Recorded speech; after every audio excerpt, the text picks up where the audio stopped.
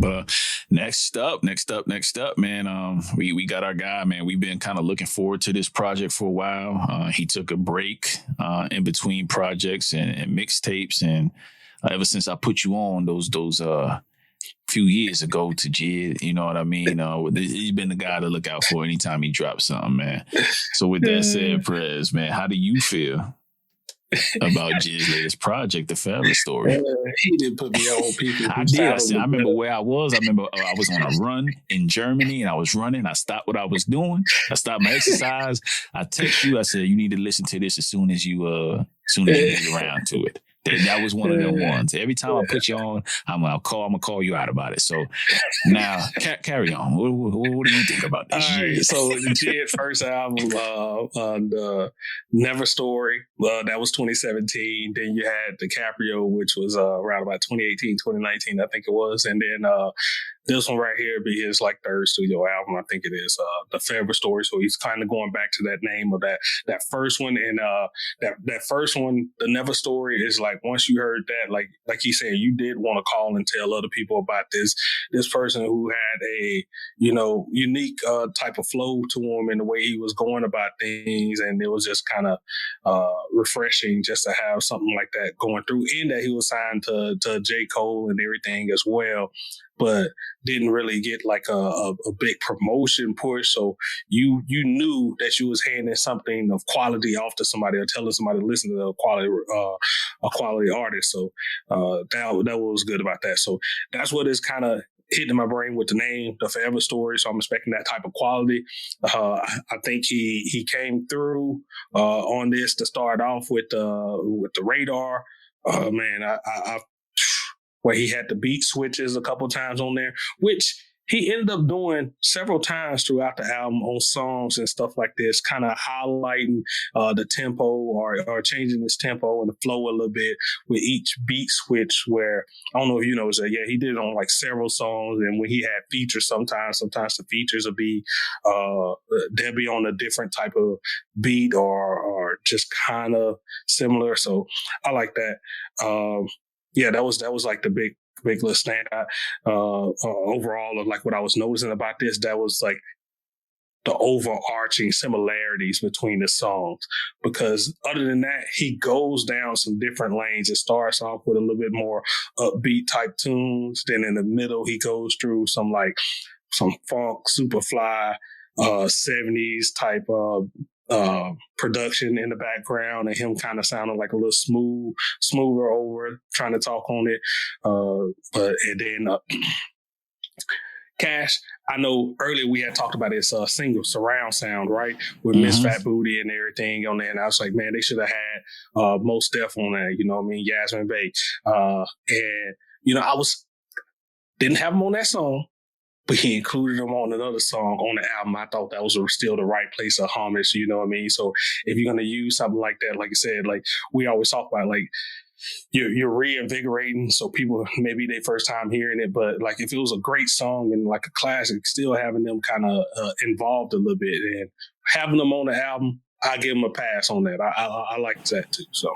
Right. And when you touch certain classics, you got to really come with it. And we've said that each and every time on here. We are painfully honest when somebody doesn't deliver. In this case, I think surround sound was dope for me on first listen when I heard it a couple months back. When it dropped as a single, I like what everybody did and brought a unique perspective on it. I'm not sure if they really knew it was Miss Fat Booty from Mos Def, now Yasiin Bey.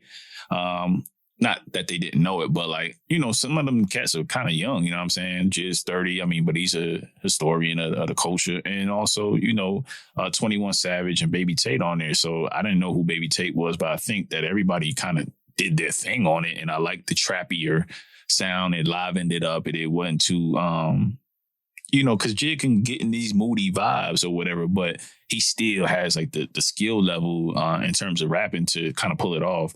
But alluded to what you were talking about as far as the Yasiin Bey feature, that song was almost stars. Like I was pleasantly surprised with how good Most sounds nowadays, because I hadn't heard Most. I didn't listen to the Black Star album because it was like difficult to get to. You know what I mean? So I haven't gotten to that, and I haven't heard him rap in a while. So this is my first time hearing him sound refreshing as ever.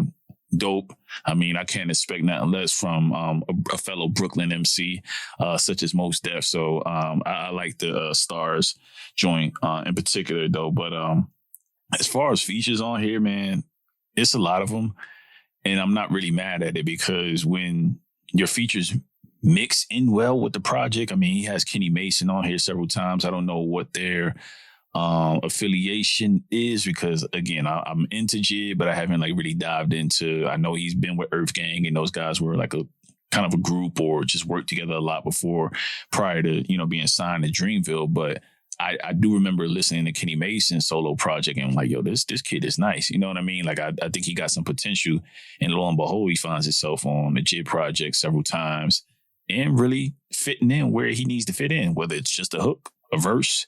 I think he, but everybody in there, Earth Gang smoked it. You know what I mean? Lil Wayne, the Lil Wayne feature, man, just in time. Go ahead, man. Go ahead. I know you got something to say about that, because I think that's another dope ass Wayne feature. Just hold on. We got to pause a second. Don't pause. I'll be right back. We're gonna have to edit a little bit. You have to edit a little bit for sure. Cash. Yep. When you heard that, it was about to be fire. I was like, oh, Wayne gonna come with me. You had to go get the light. Wayne was gonna come with it, man. Wayne was gonna come with it. He did not disappoint. It's like, when you hear that little sound, I was like, oh, this one of them Waynes you have to tap into. He don't do it for all of them, but when he get in that little mode, you hear that little big time. Jill was out here talking crazy a couple weeks ago when I forgot what I was listening to, Perez, but he was talking about how rappers are scared to rap with him. Oh. Yeah. He been on that type of time. Like he wants smoke with everybody in terms like from a competitive aspect, and let's get on these songs and make the best possible song.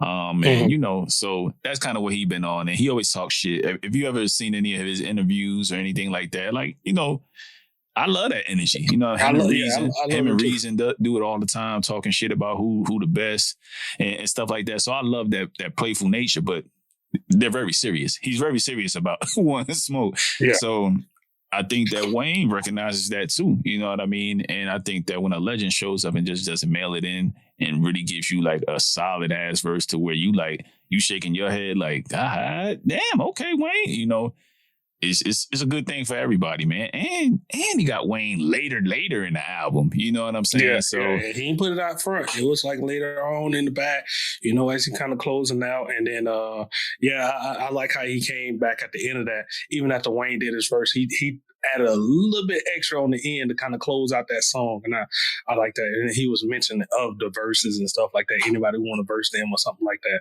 I don't know how tight they is and what he was doing just talking, but it was a good one, man. So definitely like that. Overall, man, like the album.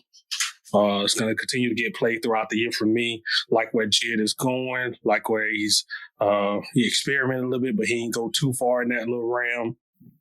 And, kept it going. Kind of got the little concept of the beat switches, like I said, multiple times throughout the album to give you a different type of flows and stuff on this tempo and how you present things. So overall, good, man. Good, man. I ain't mad at this project at all. Really like it. Definitely still recommend it to anybody out there who, looking for something new. It's good.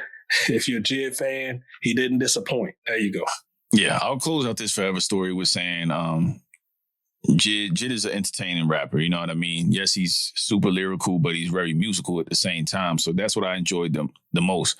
You were talking about the beats just kind of switching up and just kind of, I was listening to it, Press, without really looking at the tracks, you know what I mean? I'm moving around, doing stuff around the house, and it just like really seemed flawless as like the seamlessness of just listening to the whole entire project. Like sometimes I had to look on my watch to see what song I was on, you know what I mean? Because it could have been a beat switch or it could have been a whole different song, and it just sounded like a actual story, go figure, you know what I mean? So it fit just like with the Never story, now the Forever story.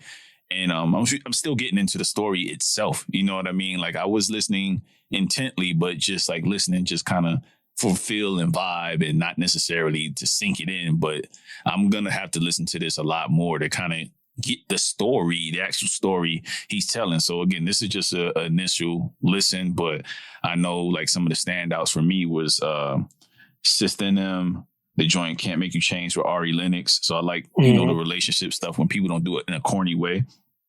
Better Days with Jonta Austin. And then the one that I mentioned earlier with Yasin Bey and Stars. So those were some that kind of stood out to me immediately just based on lines and just subject matter. But I highly recommend y'all listen to this album. This ain't a one play, 1-2 plays, and you're gonna be good. This is one that should be in a rotation. I think JID is one of those ones, man. So y'all check it out.